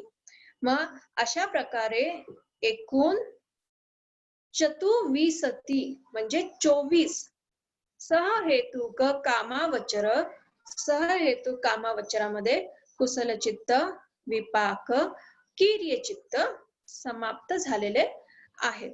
तर आता हे एकूण 24 चित्तांचा इथे त्यांनी उल्लेख केलेला आहे, जे 15 मध्ये कामावचर कुशलचित्ताचे 8, कामावचर विपाकाचे 8 आणि नंतर आहे किर्यचित्त जे 8 आहेत. तर एकूण 8 8 8 होतात 24 चित्त, चतुर्विंशति असं त्यांनी उल्लेख केलेला आहे. तर हे आहेत सहेतुक शोभन चित्त कामावचराचे. तर आता 19 मध्ये बघा, हे थोडं आपल्याला समजून घ्यायचं आहे की वेदना ज्ञान संखार भेदेन चतुर्विंशति सहेतुक कामावचर पुय्य पाक क्रिया मता. आता हे सगळे संधी तोडून तोडून आपल्याला वाचून समजून घ्यायचं आहे. तर बघा कसं सांगितलेलं आहे, वेदना ज्ञान संखार भेदेन. आता इथे वेदनाचं चित्त बाजूला केलं, ज्ञानाचं चित्त बाजूला केलं, संखार चित्ताचं बाजूला केलं, तर एकूण चतुर्विंशति म्हणजे 24 चित्त असे सहहेतुक कामावचराचे पुय्य, पुय्य म्हणजे कुशलाचे, पाक, पाक म्हणजे विपाकाचे, क्रिया म्हणजे किर्याचे, मता असे एकूण 24 सहेतुक कामावचराचे, कुशलाचे, विपाकाचे आणि किर्याचे 24 चित्त आहेत, ज्याच्यामधून आपण वेदना ज्ञान संखार असे जर काढून टाकले तर हे कामावचराचे सहेतुक म्हणजे जे मुळाशी संबंधित आहेत, बरोबर, असे एकूण 24 चित्त हे आहेत. त्याच्यानंतर 20व बघा, कामे 23 पाकानी पुय्य. आता हे बघा, ह्याला वाचायचं कसं आहे, पुय्या पुय्यानी विसती असं नाही बोलायचं. आता तुम्ही मराठी बोलाल, ओके, संधी तोडून बोलायचं आहे. पुय्य अपुय्यानी, तो दांडा मात्रा काणा काय बोलतात ना, अ शब्द आलेला आहे तो. पुय्य अपुय्यानी विसती एकादश क्रिया चेती चतुपय्यास सब्बथा. आता शेवटचा ह्यांनी कामावचराचं पूर्णपणे चित्तांचा एक कन्क्लुजन दिलेला आहे की एकूण चित्त हे कसे आहेत. बघा, कामे, आता हे कामावचराचं, आता कामावचराचा हा धडा आपला संपलेला आहे. तर कामे 23 पाकानी, पाकाणी म्हणजे विपाकाचे. आता कामावचराचे 23 हे विपाकाचे चित्त आहेत, कामावचराचे विपाकाचे 23 चित्त आहेत. पुय्य अपुय्यानी विसती. बघा, पुय्य अपुय्यानी असं नाही वाचायचंय, पुय्या पुय्यानी असं वाचू नका, पुय्य अपुय्य. आता पुय्य म्हणजे कुशल आणि अपुय्य म्हणजे अकुशल, असे हे टोटल 20, ह्याचे टोटल 20 चित्त होतात, कुशलाचे आणि अकुशलाचे. बघा, कुशलाचे 8 चित्त आता आपण सुरुवातीला बघितले आणि अकुशलाचे पूर्वी आपण किती बघितले होते? 12 चित्त बघितलेले होते. तर 8 अधिक 12 किती होतात? 20. तर इथे दिलेलं आहे बघा 20ती. पुय्य अपुय्यानी 20ती. हे 20 चित्त झाले कुशल आणि अकुशलाचे. एकादश क्रिया चेती. एकादश एकादश म्हणजे 11. क्रिया चेती. एकादश क्रिया चेती म्हणजे 11 किर्य चित्त आहेत. बघा आता 11 कुठून आलेत हे? अहेतुक चित्तामध्ये बघा आपण 3 चित्त बघितले होते किर्यचे. आठवतंय कुणाला? उपेक्षा सहगतं पंचद्वार वज्जन चित्तं तथा मनोद्वार वज्जन चित्तं सोमनस सहगतं हसित पाद चित्त चेती इमानी तीनीपी अहेतुक किर्य चित्तानी नाम. 11 नंबर मध्ये हा पॉइंट ज्यावेळेला तुम्ही 11 नंबरचा काढाल तिकडे तुम्हाला 3 दिसतील आणि ह्या धड्यामध्ये 17 नंबर मध्ये बघा 8 आहेत. तर 3 अधिक 8 होतात 11. 11ला बोलतात एकादश. न शेवटच्या लाईनीमध्ये बघा एकादश क्रिया चेती चतुपय्यास सबदा म्हणजे असे एकूण पय्यास सबदा म्हणजे असे एकूण किती चित्त आहेत? पुय्याचे म्हणजे कुशलाचे एकूण 54 चित्त आपल्याला बघायला मिळतात. तर हे झाले कामावचराचे 54 चित्त. आता 89 मधून आपण 54 चित्त पूर्णपणे समजून घेतलेले आहेत. तर अशा प्रकारे हे एकदम सिंपल साधं आहे हे कामावचर शोभन चित्त, जे समजायला फार कठीण नाही आहे, फार सिंपल आहे. का तर ह्याच्यामध्ये फक्त जे काही आपली मनाची अवस्था असते ती कशी कशी चालते, कारण ह्याच्यामध्ये बरेच काही टर्म्स आहेत ते रिपीट झालेले आहेत. ते जे एक्झाम्पल मी तुम्हाला दिलेले आहेत तेच तुम्हाला अप्लाय करायचे आहेत. फक्त इथे किर्या बाबतीत मी अर्हंताचा चित्तांचा उल्लेख इथे केलेला आहे की ते तृष्णा रहित असतात आणि त्याच्यामधून दुसऱ्या चित्तांचा उगम होत नाही. ते कुशल कर्म करत असतात. आता जसं मी तुम्हाला पूर्वी आता विपाकाचं सांगितलं की तुम्ही कुशल कर्म करता अलोभामध्ये राहून, अदोषामध्ये राहून, अमोहामध्ये राहून. जसं अदोषामध्ये राहिलं की तुमच्यामध्ये परोपकारीमध्ये चित्ताचं कन्वर्जन होतं. अदोषामध्ये राहून तुमच्यामध्ये लव्हिंग काइंडनेस किंवा मैत्री भावना येते आणि अमोहामध्ये राहून अमोहामध्ये जर तुम्ही कुशल कर्म केलं असेल तर त्याचा विपाक कशामध्ये होतं की तुम्ही बुद्धिवान, समंजसपणा हे गुण तुमच्यामध्ये येतात. हा स्वभाव त्या मनुष्याचा होतो. तर असंच हे विपाकाचं चित्त आहे. आणि कुशलाचं तर मी तुम्हाला पूर्वीच सांगितलं होतं की ज्ञान संपयुक्त, ज्ञान विपयुक्त हे कसे समजून घ्यायचे आहेत आणि कसे ते उदाहरणासकट मी तुम्हाला सांगितलेलं आहे. तर अशा प्रकारे आज कामावचराचे एकूण 54 चित्तांचा अभ्यास संपलेला आहे. पुढे आपल्याला रूपावचर चित्ताचा अभ्यास करायचा आहे. तोही असाच very simple, it is very easy to understand. Simple basic terms आहेत त्याच्यामध्ये. वितक्क, विचार, पीती, सुखे, एकागत, प्रथम ध्यान, द्वितीय ध्यान, तृतीय ध्यान. Very interesting. ह्याचा अभ्यास आपण रूपावचर चित्त मध्ये पुढच्या वेळेला शिकूया. तर आता कुणाला काही डाउट्स आहेत का मला तुम्ही विचारू शकता. सर सगळ्यांना म्यूट करा सर, सगळ्यांचे mics.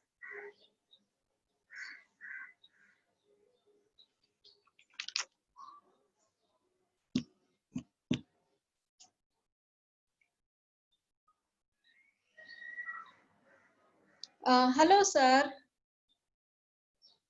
Amol sir.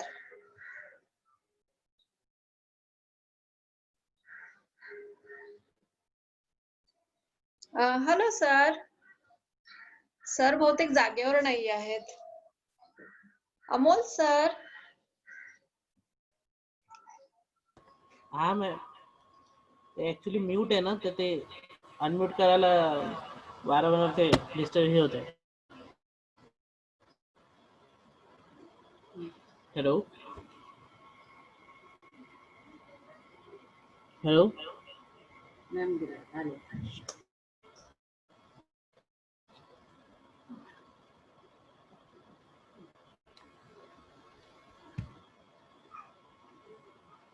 Hello.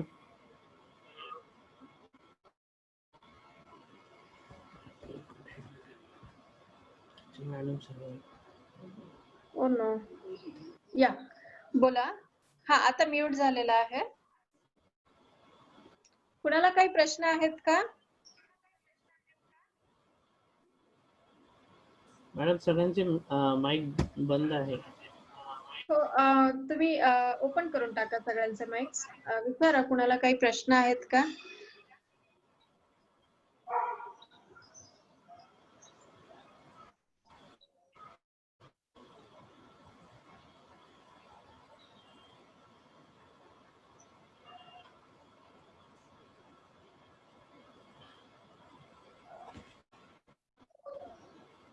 Sir open होत नाहीयेत माईक. काय इश्यू असेल तर नाही.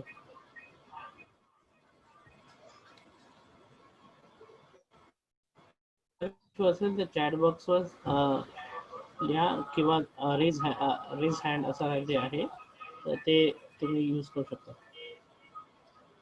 ओके.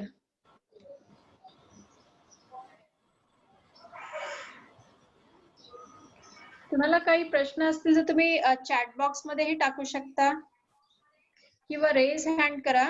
तिथे 3 डॉट्स आहेत बघा. त्या 3 डॉट्स मध्ये तुम्हाला रेज हँड वगैरे आहे. तुम्ही रेज हँड करू शकता आणि प्रश्न विचारू शकता.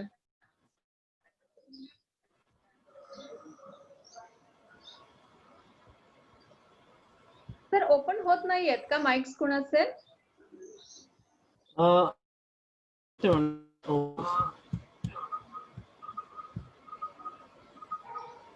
काय की at least let us give them a chance if they have any queries, otherwise we will off the lecture then. दुपटे साहेबांचा हँड रेज झालेला आहे. सर विचारा प्रश्न तुमचा काय आहे?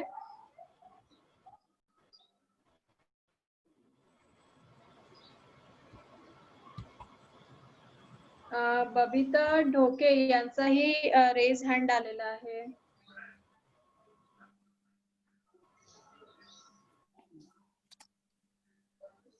विचारू शकता प्रश्न. हो चालू झाले माईक सगळ्यांचे.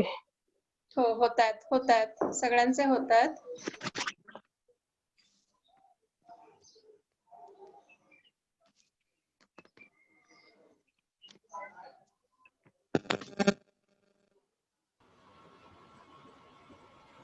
मॅडम जय भीम. जय भीम सर. हा मी दुपटे बोलतोय. हो सर. हॅलो. हो सर बोला सर, ऐकते मी. हॅलो. हो सर बोला. जय भीम मॅडम. जय भीम सर. मॅडम आपण आता हे 16 नंबर बघा, 16 नंबर आपण विपाकयुक्त चित्त म्हणजे परिणामयुक्त चित्ताबाबत आपण आता शिकलो ना. तर हो. ते विपाकाच्या बाबतीत आपण जे सांगितलं आहे ते गतकर्म जर तुमचं चांगलं असेल, गत बरोबर. किंवा गत जन्मी जे चांगलं कर्म असेल तर त्याचं या जन्मातलं फळ ते आपल्याला प्राप्त होत असतं. म्हणजे बरोबर. हा प्रश्न असा आहे की हा रिबर्थचा आहे का, पुनर्जन्माचा वगैरे? सी मलाही हॅलो. हो सर कळाला तुमचा प्रश्न. बघा आता ना मी म्हणून ना सर सारखी मध्ये मध्ये ह्या शब्दांचा उल्लेख करायची की ह्या जन्मीच असं पण होऊ शकतं, असं आहे. हो. बरोबर. आता काय आहे की सर ऍज अ सायंटिस्ट मी पण एक सायंटिस्टच आहे आणि मलाही प्रूफ करता येत नाही की पुनर्जन्म आहे की नाही. ओके, म्हणजे प्रॅक्टिकली. ओके, जसं आपण सायन्स बेस्ड स्टुडंट असेल तर आपण प्रॅक्टिकल वर विश्वास करतो. पण आता ह्या ज्या सगळ्या गोष्टी आहेत ना सर अभिधम्माच्या, हे आपल्या मानसिकतेवर अवलंबून आहे सर. मानसिक घडण ज्याला बोलतो आपण, जे आपली मानसिक घडण तयार होते. ओके, जसं मी तुम्हाला पूर्वीच सांगितलं होतं, एखाद्याचा स्वभाव रागीट किंवा भांडखोर असतो बघा, असतो काहींचा स्वभाव. तुम्ही बघितला असेल आपल्या समाजामध्ये असतात अशी माणसं, टीकात्मक बोलणे, वाईटच बोलणे, चुकीचंच बोलणे, त्याला कळत असतं पण तो स्वभावच त्याने जाणून घ्यायचं असतं की आपल्याला हा जो विपाक मिळालेला आहे तो कुठेतरी आपल्याला अकुशल कर्मामुळे विपाक मिळालेला आहे अदोषामध्ये राहून. असं काय की हे गोष्टी आपल्याला ह्या मिथ आहेत, म्हणजे आपण एक समज आहे, आपण मानसिक तत्वावर ह्या गोष्टी समजून घ्यायच्या आहेत. आता हाच असा प्रश्न ज्या वेळेला मी विद्यापीठात शिकायला होते तर मीही विचारायची जे भिंतीवरून माणसं चालतात वगैरे असं काही, तर हे कसं शक्य आहे? बरोबर, म्हणजे तुम्ही जर एखादं चायनीज पिक्चर पाहिलं असेल तर लोक पाण्यावर तरंगत जातात, मारामारी करतात, झाडावर चढतात, मारामारी करतात, हवेमध्ये मारामारी करतात असं. तर एक वैज्ञानिक असून मी सुद्धा आमच्या मॅडमशी फार वाद ह्याच विषयांवर घालायची की मॅडम ह्या सगळ्या गोष्टी कशा शक्य आहेत, आणि जर तुम्ही विपश्यना करता तर तुम्ही मला दाखवा, then and then I will believe. बरोबर की नाही? असं. ओके. मग मला अशी उत्तरं मिळायची की जोपर्यंत तुम्ही ह्या ज्ञानात जात नाही, ओके, तुम्ही ते अनुभव घेत नाही तोपर्यंत तुम्हाला हे कळणार नाही. म्हणून मी तुम्हाला हेच सांगत होते बघा, एखाद्याचा प्रेमळ स्वभाव असतो, एखाद्याचा परोपकारी स्वभाव असतो, एखाद्याचा भांडखोर स्वभाव असतो, एखादा बुद्धिमान समंजस असतो, बरोबर. तर त्याने ते स्वतःचं आत्मपरीक्षण करायला पाहिजे. असं आहे. हे मानसिकतेवर अवलंबून आहे ह्या सगळ्या गोष्टी. जसं नाम आणि रूप आपण अभिधम्मावर ज्या वेळेला बोलतोय बघा, इथे आपल्याकडे प्रॅक्टिकल ह्या गोष्टी नाहीयेत. हे मानसिक घडण ज्याला बोलतो ना, मानसिकतेवर आधारित हा सगळा अभ्यास आहे. तर त्याच्यावरून आपण ह्या गोष्टींचं विश्लेषण करून घ्यायचंय की आपला स्वभाव कसा आहे आणि कुठकुठल्या क्षणामध्ये तो बदलत जातो. जसं मी 17 प्रक्रिया तुम्हाला गेल्या वेळेला थॉट प्रोसेस जी लास्ट लेक्चरला जी सांगितलेली होती अहेतुक चित्तामध्ये, त्याच्यामध्ये बघा ही 17 प्रक्रिया ही ज्या वेळेला संपून जाते तर परत दुसरे विचार आपले चालू होतात. म्हणजे क्षणाक्षणाला आपलं हे चित्त बदलत असतं. ही क्रिया सारखीच चालू असते. मग आपल्याला राग येतो, ओके, राग आला का मग काय आहे की कुठेतरी मी असा विचार करते की हा मे बी माझे कुठेतरी कर्म असे असतील किंवा ह्या जन्मातच असतील, मी कुठेतरी अदोषामध्ये राहिले असेल, ओके, सॉरी दोषामध्ये राहिले असेल, काहीतरी मी दोष मध्ये काहीतरी कर्म केलेलं असेल अकुशल, म्हणून मला ह्याचा विपाक असा मिळते की पटकन मला राग येतोय, पटकन मी भांडायला उठते, माझ्यामध्ये समंजसपणा निर्माण होत नाहीये. तर ह्या गोष्टी ह्या मानसिक घडणवर आधारित आहे सर. असं. तर ह्याचं हे उत्तर आहे की आपण स्वतःला विश्लेषण करायचंय सर, ह्याचं आत्मपरीक्षण करायचं. आता मला जर असं विचारलं की तुम्ही प्रॅक्टिकल दाखवा तर मी माझा पुढचा जन्म नाही सांगू शकत सर. बरोबर की नाही मी माझा मागचा जन्म सांगू शकते. हे कसं आहे, धम्माच्या आधारावर आपल्याला समजून घ्यायचंय, मानसिकतेवर समजून घ्यायचंय. आणि ज्या वेळेला आपल्याला ज्ञानाचा साक्षात्कार होतो, ओके, आपल्याकडे सम्यक दृष्टी निर्माण होते, ही मिथ्या दृष्टी ज्या वेळेला आपली निघून जाते, मग आपण कुठेतरी त्या धम्माच्या मार्गावर स्थित होतो जातो. मग कुठेतरी आपण जे 4 डिसायपल्स, 4 आर्य नोबल्स मी तुम्हाला सांगितले होते, सोतापन्न, सगदागामी, अनागामी, अरहंत, या पुढच्या स्टेजवर आपण पुढे निघत जातो सर. असं. So are you getting my point sir? हो समजलं मॅडम.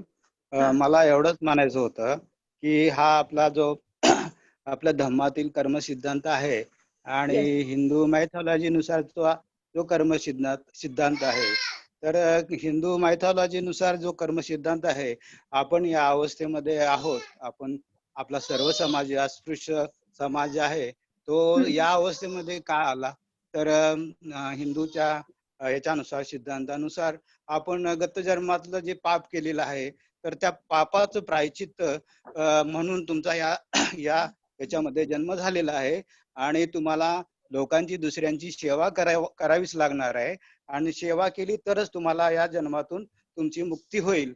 अशा प्रकारचा जो सिद्धांत आहे, कर्म सिद्धांत आहे, तो आपल्या सर्व माणसावरती थोपवला होता. त्यामुळे भीती वाटते की आपला धम्मातील हा कर्म सिद्धांत आहे आणि हा हिंदू धर्मातील सिद्धांत आहे कर्म सिद्धांत. तर मागच्या जन्मातलं जे पुण्य असेल किंवा कर्म असेल, दुसऱ्या चांगल्या म्हणजे ब्राह्मण समाजात जन्म घेणं किंवा मराठा समाजातील जन्म घेणं, तर हे कसं आहे, गत जन्मातलं त्याचं पुण्य म्हणून आम्ही ह्या उच्च वंशामध्ये किंवा उच्च जातीमध्ये जन्मलो आहोत आणि आम्हाला सत्ता उपभोगायचा अधिकार आहे. अशाच प्रकारचं आपली पण मानसिकता अशीच झाली की बाबा आपण गेल्या जन्मामध्ये काहीतरी पाप केलं असेल, वाईट कर्म केलं असेल, म्हणून आपल्याला ही अवस्था प्राप्त झालेली आहे. म्हणून मला असं वाटतं की बाबा हा जो आपण विपाक सिद्धांत आहे, विपाक चित्त आहे, चित्ताचा जे परिणाम आपण आता अभ्यासलं, तर त्याच्यामध्ये तुमचा जो शब्द आला किंवा आपलं गत जन्माचं जे चित्ताची अवस्था होती, ती अवस्था चांगली असेल तर त्याचा परिणाम पुढच्या जन्मामध्ये चांगला बरोबर होतो. त्याच्यामुळे हा बरोबर प्रश्न मी तुम्हाला विचारला. ठीक आहे. आपण आपल्या परीने सांगितलं. I will answer. Sir me answer देऊ ह्याच्यावर, म्हणजे माझं मत काय आहे? नाही, बाकीचे कंटाळतील, थोडक्यात सांगा. सर नाही सर बघा, आता काय झालेलं आहे, वर्ण व्यवस्था कोणी काढलेली आहे हे तर आपल्याला माहिती आहे, बरोबर? बरोबर, हे कोणी काढलेली आहे आपल्याला माहिती आहे, ब्राह्मणांनी काढलेली आहे, बरोबर? त्यांना त्यांचं वर्चस्व बनवून ठेवायचं आहे, बरोबर? ब्राह्मण, क्षत्रिय, वैश्य आणि शूद्र, बरोबर? 4 वर्ण व्यवस्था ब्राह्मणांनी काढलेली आहे, बरोबर? आता जर ही वर्ण व्यवस्थाच नसती, काय वर्ण व्यवस्था जर नसती तर समानता असती, बरोबर? जसं इतर राष्ट्रामध्ये जर तुम्ही गेला, जपानमध्ये गेला, बरोबर, किंवा एखाद्या अरब कंट्री मध्ये जावा तुम्ही, ओके, तिथे बघा समानता आहे, धार्मिक समानता आहे. तिथे तुम्हाला कुठेही फुटाफूट वर्ण व्यवस्था नाही दिसणार की ते लोक ह्या देवाची पूजा करतात, त्या देवाची पूजा करतात, नाही. जपानमध्ये गेला तर 90% लोक हे बुद्धिस्ट लोक आहेत तिथं. 10% कुठेतरी बाहेरची लोक तिकडे स्थायिक झालेली आहेत आपल्यासारखी किंवा इतर समाजातली, पण ते त्यांचा त्यांचा धर्म पाळतात. पण 90% ज्या वेळेला हा जो फ्लो आहे, जो समानताची शिकवण देतो, मग तिथे नॅचरली तुमचं कर्म चांगलं आहे म्हणूनच तर तुम्हाला ते विपाकाने चांगलं ह्याच्यात तुमचा जन्म झालेला आहे. पण हे आपल्याला ब्राह्मणांनी अलाउड नाही केलं ना सर, बरोबर की नाही? अलाउड नाही केलं ना त्यांनी आपल्याला. मनुस्मृतीमध्ये हा सगळा घाणेरडा उल्लेख करून टाकला त्यांनी, असं आहे. आणि त्यांना त्यांचं वर्चस्व गाठायचं होतं. हेच तर बाबासाहेबांनी हा कर्मकांडाचा जो जे काही प्रकार आहे तो सगळा फोडून काढला, तोडून काढला, मोडून काढला, की जन्माने कोणी काही असा श्रेष्ठ नसतो, तो कर्माने श्रेष्ठ असतो, बरोबर की नाही? बुद्धाचं तत्व आहे ते. कर्मश्रेष्ठ मग आहे. तेच, जर समजा आपण सगळेच ब्राह्मणामध्ये जन्माला आलो असतो, ब्राह्मणच सगळ्या देशामध्ये असतो, आणि ब्राह्मण आपल्याला माहिती आहे हे आपल्या देशाचे तर नाही आहेत, आपले वंशज तर नाही आहेत, ते आर्यन वंशाचे आहेत, ते बाहेरून आलेली लोक आहेत. मूळ निवासी तर आपण आहोत ह्या देशाचे, बरोबर आहे. तर हे ब्राह्मणांनी ह्या सगळ्या गोष्टी काढलेल्या आहेत, त्यामुळे हे त्यांचे थॉट्स आहेत, त्यांचे विचार आहेत, आणि हे थॉट्स किंवा हे सगळ्या गोष्टी मोडण्याचं काम बुद्धांनीच केलेलं आहे आणि नंतर बाबासाहेबांनी केलं. ठीक आहे, खूप पॉइंट समजला मॅडम. बाकीच्यांना प्रश्न पण विचारा. या अजून कोणाला काही प्रश्न?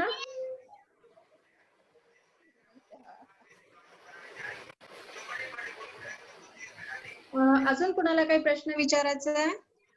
सगळ्यांचे माईक तर ऑफ दिसतात सर.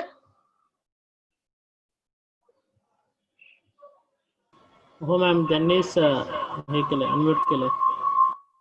सगळ्यांचे ओपन करून टाका, अनम्यूट करून टाका. Let us give 2-3 minutes if anybody wants to ask. मला 15 लोक समोर दिसतात.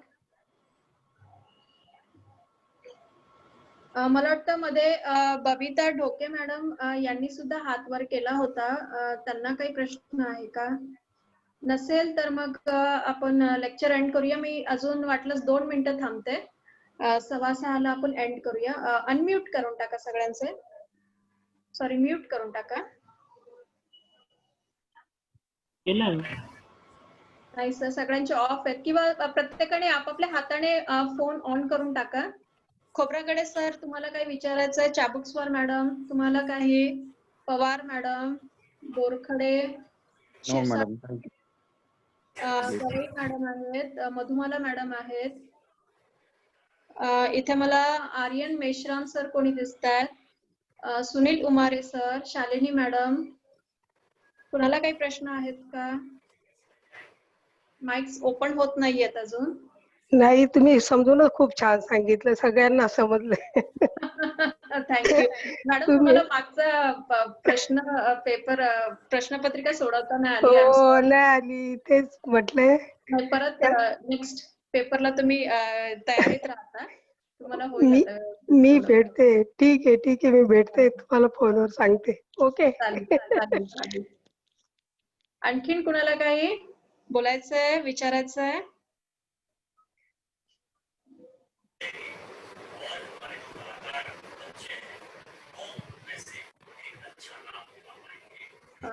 ठीक आहे.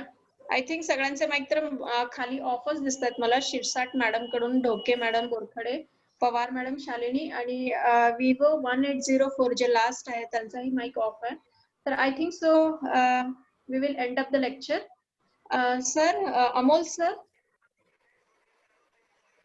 अमोल सर, हा मॅडम. बंद करायचं का आता? Shall we close the lecture? हा ठीक आहे. चालेल. तर we are ending the lecture आणि पुढच्या आठवड्यामध्ये आपण रूपा वचन चित्त शिकूया. थोडंसं लेंदी आहे पण it is very interesting lecture. ह्याच्यामध्ये पण तुम्हाला रूपावचरचे कुशल चित्त, रूपावचरचे विपाक चित्त आणि रूपावचर गिर्य चित्त बघायला मिळणार आहे. थोडस वेगळं आहे पण व्हेरी इंटरेस्टिंग. शिकायला काही हरकत नाहीये. हा बोला.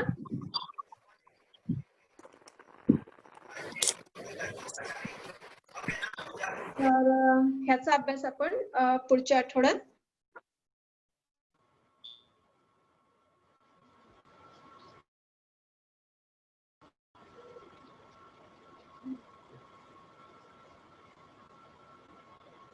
मॅडम बंद केलं.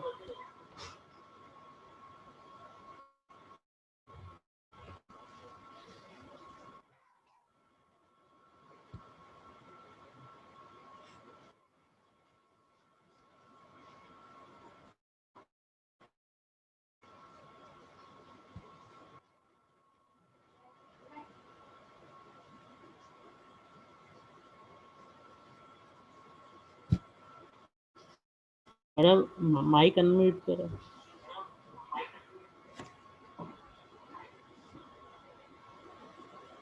Yeah, so shall I leave now? Yes madam. Okay, ठीक आहे. सो सगळ्यांना जय भीम. पुढच्या आठवड्यात आपण भेटूया रूपावचर शिकण्यासाठी. कामवचर चा धडा आज संपलेला आहे. तसाच रूपावचर, अरूपावचर आणि लोकोत्तर जे एकदम सिंपल आहेत शिकण्यासाठी. कामवचरच थोडा कठीण होतं, ज्याच्यामध्ये जास्त चित्त होते, पण सगळ्यांनी समजण्याचा चांगल्यापैकी प्रयत्न केला. तर आय थिंक सो पुढे अजून ही अडचण आता येणार नाहीये. पुढे आता जरा सिंपल टर्म्स आहेत, शब्द आहेत, जे फार सोपे आहेत समजायला. तर अभ्यास करा ह्या आजच्या धड्याचा आणि बघू पुढच्या धड्याला.